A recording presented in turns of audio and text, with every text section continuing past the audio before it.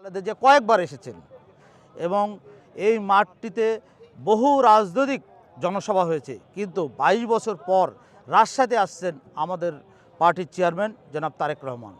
উনি রাজশাহীতে 22 বছর পর আসার পরে রাজশাহীর মানুষের মধ্যে একটা উৎসাহ উদ্দীপনা দেখা দিয়েছে এবং এই মাঠে উনি কালকে যে জনসভায় বক্তব্য দেবেন সেইখানে আমাদের রাজশাহী, শুধু রাজশাহী জেলা না, রাজশাহী মহানগর, রাজশাহী বিভাগের মানুষের প্রত্যাশা হচ্ছে রাজশাহী বিভাগকে একটি অর্থনৈতিক যে বৈষম্য আমরা 17 বছর ধরে জাতাকলে পিষ্ট আছি, সেই অর্থনৈতিক বৈষম্য থেকে মুক্তির জন্য উনি পরিকল্পনা করবেন। সেই পরিকল্পনার অংশ হিসেবে আমরা বলতে চাই যে রাজশাহী শিক্ষানগরী, এখানে শিক্ষার মান উন্নয়নে যথেষ্ট প্রতিষ্ঠান তৈরি করতে হবে।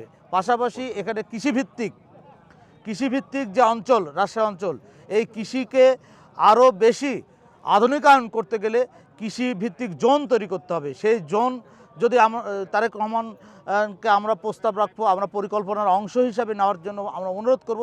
উনি যদি এই রাজশাহী বিভাগকে কৃষিভিত্তিক জোন হিসেবে গড়ে তোলেন, তাহলে রাজশাহী বিভাগের একটি কৃষি বিপ্লব ঘটবে। এবং পাশাপাশি পদ্মা নদী, এই পদ্মা নদী আমাদেরকে কিন্তু মরুভূমিতে পরিণত করেছে।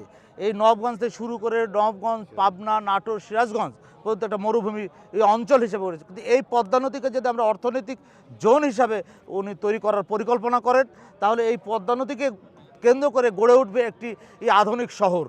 নবাবগঞ্জ শহর, রাজশাহী, নাটোর, পাবনা, ফরিদপুর থেকে শুরু করে এই শহরগুলো একটা আধুনিক শহরে পরিণত, যেটি হয়েছে সিঙ্গাপুর, যেটি মালয়েশিয়া, চায়নার কিছু এলাকা, মিশরের নীলনদ, এইভাবে কিন্তু পৃথিবীতে বহু শহর তৈরি হয়েছে নদীকেন্দ্রিক। আমরাও চাই এই রাজশাহী পুরো অঞ্চলটা নদীকেন্দ্রিক একটা অর্থনৈতিক শহর হিসাবে, বাণিজ্যিক শহর হিসাবে তৈরি হবে। আপনারা জানেন যে এখানে পদ্মা নদীতে স্টিমার আসতো, লঞ্চ আসতো, এখন সেটা নাই।